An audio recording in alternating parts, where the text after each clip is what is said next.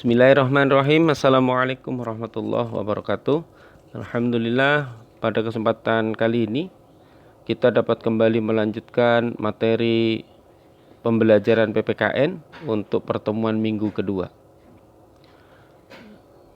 Pada kesempatan hari ini kita masih akan membahas bab 1 dengan tema pokok bahasan, yaitu kasus pelanggaran hak dan pengingkaran kewajiban warga negara. Ini peta konsep belajar kita. Ada 3 sub pembahasan. Yang pertama adalah penyebab terjadinya pelanggaran hak dan pengingkaran kewajiban warga negara. Kemudian yang kedua ada kasus pelanggaran hak warga negara. Dan yang ketiga ada kasus pengingkaran kewajiban warga negara. Nanti akan kita bahas satu persatu. Yang pertama adalah penyebab terjadinya pelanggaran hak dan pengingkaran kewajiban warga negara. Jadi ada beberapa hal yang menjadikan pelanggaran hak dan pengingkaran kewajiban warga negara. Yang pertama adalah sifat egois.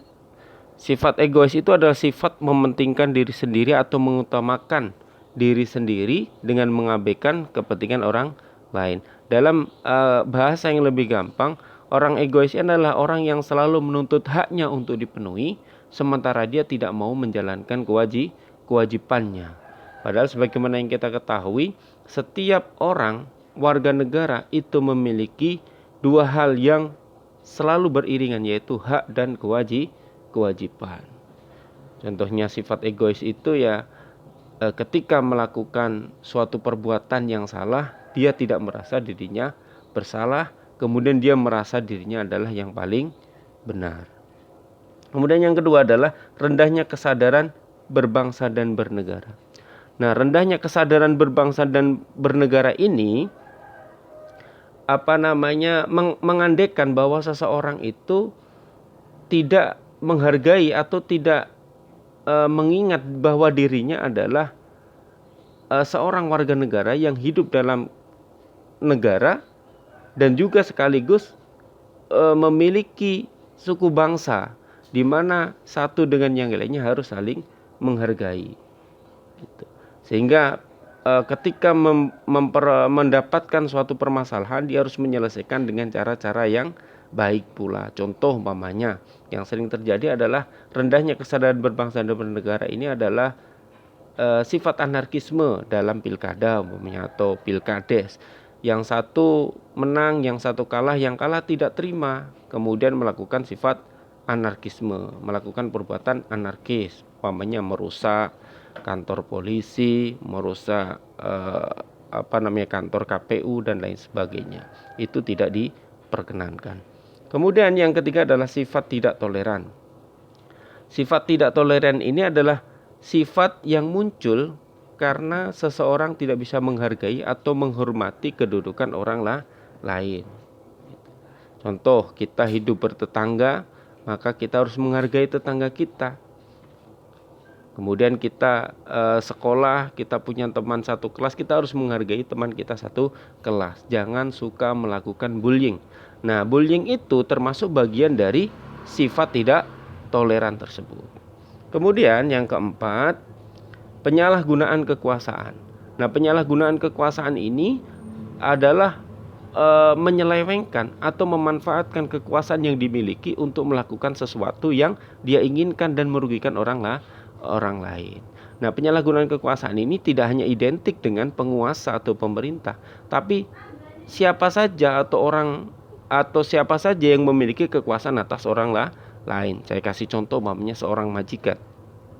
Seorang majikan mempunyai pekerja atau buruh.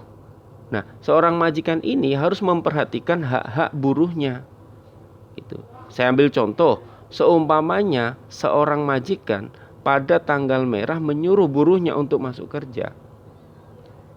Ini kan sebenarnya hak buruh juga untuk libur di tanggal merah atau hari libur. Nah, kemudian ketika majikan ini menyuruh buruhnya untuk masuk kerja dan kemudian tidak memberikan upah tambahan atau uang lembur, maka itu disebut dengan penyalahgunaan kekuasaan. Jadi bukan hanya pemerintah, siapa saja bisa menjadi orang yang menyalahgunakan kekuasaan. Kemudian yang kelima, ketidaktegasan aparat penegak hukum. Ketidaktegasan aparat penegak hukum ini artinya bahwa aparat penegak hukum tidak serta-merta melakukan tindakan ketika terjadinya suatu kejahatan. Padahal kejahatan itu kan merampas hak orang lain. Nah, ketika aparat tidak tegas dalam penegakan hukumnya, maka yang muncul apa? Yang muncul adalah akan terulangnya perbuatan perampasan hak orang lain. Ada si A mencuri, kemudian sama polisi tidak ditindak tegas, maka bisa jadi dia akan mengulangi perbuatan mencurinya. Atau yang kita khawatirkan selama ini akan muncul perbuatan main hakim sendiri karena kecewa dengan ketegasan aparat, ada kejahatan tidak ditindak, kemudian muncul opini di masyarakat, aparat tidak tegas, akhirnya munculnya apa? Hukum di masyarakat, yaitu main hakim sendiri, itu tidak diperbolehkan. Kemudian yang keenam, penyalahgunaan teknologi. Nah, penyalahgunaan teknologi ini yang hari-hari ini seringkali kita temukan dalam beberapa media massa. Jadi munculnya kejahatan seringkali berawal dari penyalahgunaan teknologi. Seumpamanya hacker membobol bank. Jadi pencurian sekarang tidak dilakukan secara kontak fisik atau langsung, tapi bisa melalui teknologi. Kemudian ada juga kejahatan yang muncul dari teknologi, umpamanya tindakan asusila, pemerkosaan dan lain sebagainya, yang awalnya itu dari media massa atau medsos, media sosial. Gitu. Perkenalan di medsos, kemudian janjian ketemuan dan lain sebagainya, kemudian terjadilah tindakan kejahatan. Belum lagi penyalahgunaan teknologi yang menjadikan lingkungan kita rusak. Kenapa teknologi bisa menjadikan lingkungan kita rusak? Karena teknologi yang tidak digunakan secara tepat guna itu akan bisa merusak kesehatan atau pencemaran lingkungan di sekitar masyarakat. Munculnya pabrik dan lain sebagainya, ini limbahnya berbahaya buat masyarakat.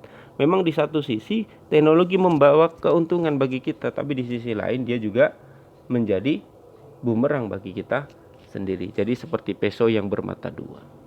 Kemudian selanjutnya yang kedua adalah kasus pelanggaran hak warga negara. Yang pertama, kasus pelanggaran hak warga negara. Hak warga negara itu dilanggar karena apa? Satu, proses penegakan hukum masih belum optimal dilakukan. Kenapa proses hukum belum optimal dilakukan? Karena umpamanya adanya oknum aparat yang tebang pilih dalam penegakan hukum, law enforcement. Contoh, pejabat berbeda perlakuannya dengan tukang beca. Orang yang kaya perlakuan hukumnya berbeda dengan orang miskin. Inilah yang menjadikan pelanggaran hak warga negara. Kemudian kedua, faktor kemiskinan. Faktor kemiskinan ini menjadi salah satu bentuk pelanggaran hak warga negara. Kenapa? Karena sebagaimana kita tahu bahwa salah satu hak warga negara adalah mendapatkan pekerjaan dan penghidupan yang layak bagi kemanusiaan, seperti yang tertera pada pasal 27 ayat 2 Undang-Undang Dasar 1945. Jadi, kalau masih ada orang yang miskin, maka itu menjadi PR buat pemerintah karena hak warga negara tidak terpenuhi. Kemudian, yang ketiga, makin merebaknya kasus pelanggaran hak asasi manusia seperti pembunuhan, pemerkosaan, kekerasan dalam rumah tangga dan lain sebagainya. Hampir tiap hari kita menyaksikan itu. Ini menjadi PR juga bagi pemerintah. Kenapa? Karena hak asasi manusia itu harus dijamin oleh negara. Seperti dalam pasal 28A sampai dengan 28J Undang-Undang Dasar 1945. Dan itu menjadi tugas pemerintah untuk mewujudkan terjaminnya keberadaan hak asasi manusia. Kemudian yang keempat, masih terjadinya tindak kekerasan mengatasnamakan agama.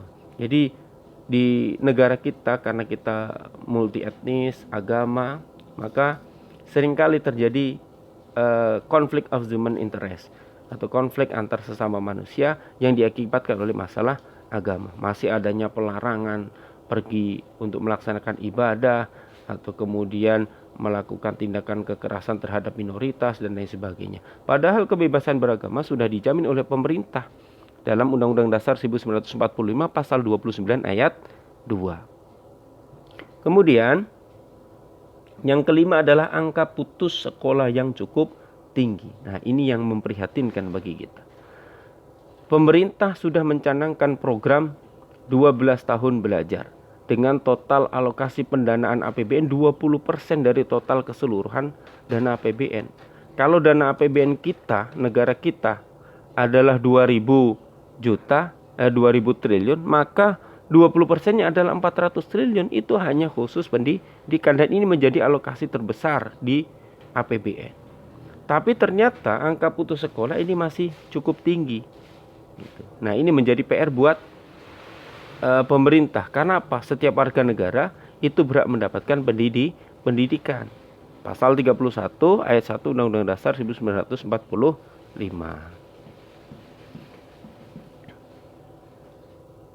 Kemudian selanjutnya, yang ketiga adalah kasus pengingkaran kewajiban warga negara. Ya, ini yang sekarang yang menjadi permasalahan adalah warga negara, ya, tidak proaktif untuk menjalankan kewajibannya. Yang pertama contohnya yang sering dilakukan oleh warga negara adalah membuang sampah sembarangan atau membuang sampah tidak pada tempatnya.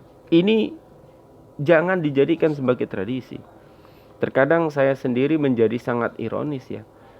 Kita umat Islam dengan jargon Islam an-nadzafatu minal iman, tapi kemudian kita membuang sampah sembarangan.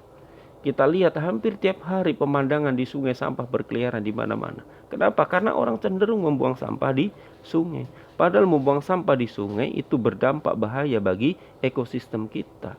Selain akan menjadi limbah dan membunuh habitat yang ada di dalamnya, di dalam sungai atau laut, itu juga bisa membahayakan kehidupan manusia, menjadikan banjir. Dan itu harus menjadi pelajaran buat kita bersama. Kemudian kedua adalah melanggar aturan berlalu lintas. Ini juga sering kita lakukan. Naik motor tidak memakai helm, tidak mempunyai surat izin mengemudi, tidak mematuhi rambu-rambu lalu lintas. Ketiga, merusak fasilitas negara. Contoh yang saya katakan tadi, berdemonstrasi menolak atau menuntut suatu hak, tapi dengan merusak pos polisi atau kantor KPU atau kantor kejaksaan dan lain sebagainya, merupakan fasilitas umum, fasilitas negara itu tidak diperbolehkan. Kemudian tidak membayar pajak kepada negara. Ini juga menjadi PR buat kita bersama. Karena pajak itu kita gunakan untuk kepentingan warga negara. Jadi kembali ke warga negara untuk pembangunan, kemudian untuk mensejahterakan masyarakat. Jadi ada istilah orang bijak taat pajak. Makanya kita harus, itu adalah kewajiban kita harus menjalankan dengan baik.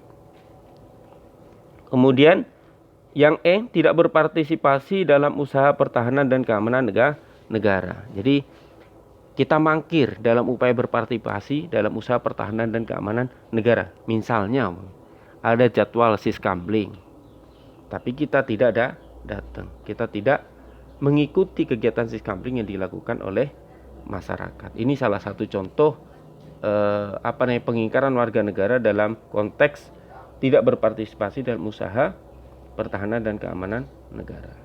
Ya, mungkin untuk materi kita yang kedua, PPKN materi kedua, kita cukupkan sampai di sini. Kita akan sambung untuk pertemuan yang minggu ketiga. Terima kasih atas perhatiannya. Jangan lupa setelah ini kerjakan tugas di Google Form yang akan Bapak share di grup WA setelah ini.